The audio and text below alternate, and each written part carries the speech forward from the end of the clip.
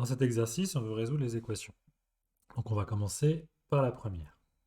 Si on regarde un petit peu cette équation, on remarque que c'est une multiplication, on multiplie x plus 1 par x moins 8, et que le tout est égal à 0. Donc on se retrouve avec ce qu'on appelle la règle du produit nul. La règle du produit nul, elle dit quoi? Elle dit que si j'ai deux facteurs qui sont multipliés et qui donnent le résultat 0, alors forcément l'un des deux est lui-même égal à 0. En clair, si je l'écris, d'après la règle du produit nul, on a soit x plus 1, c'est-à-dire le premier facteur, est égal à 0, soit x moins 8, c'est-à-dire le deuxième, est égal à 0. Donc en fait, résoudre une équation de ce type, ça revient à résoudre deux petites équations. Alors la première, on a x plus 1 égale à 0, donc on va vouloir annuler le plus 1. Je vous rappelle, il va falloir faire moins 1 à gauche, moins 1 à droite. On va obtenir x plus 1 moins 1 égale 0, moins 1. Plus 1 et moins 1 s'annulant, il va rester x égale, et 0 moins 1 donne moins 1. On a une première solution. Pour la deuxième, de la même façon, on va devoir faire plus 8 à gauche, plus 8 à droite, et je vous laisse faire, mais vous obtiendrez x égale 8. Donc on obtient deux solutions qui sont moins 1 et 8. On va essayer de faire la même chose avec la deuxième. On remarque également qu'on a une multiplication qui est égale à 0, donc on va utiliser également la règle du produit nul.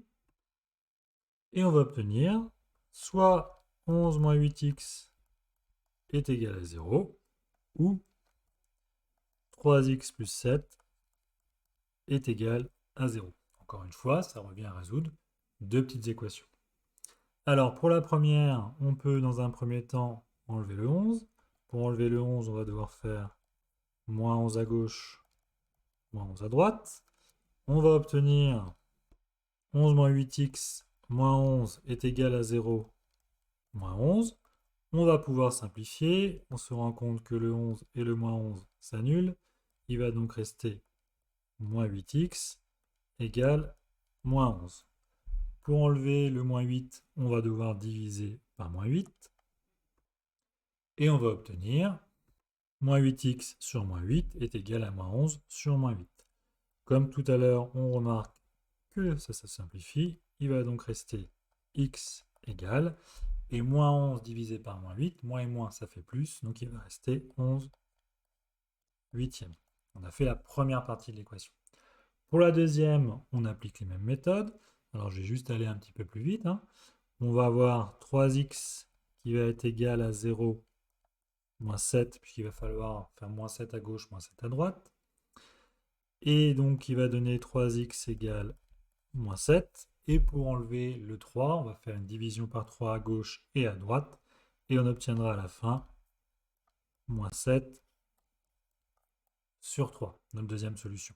On a donc deux solutions qui sont 11 huitièmes et moins 7 tiers.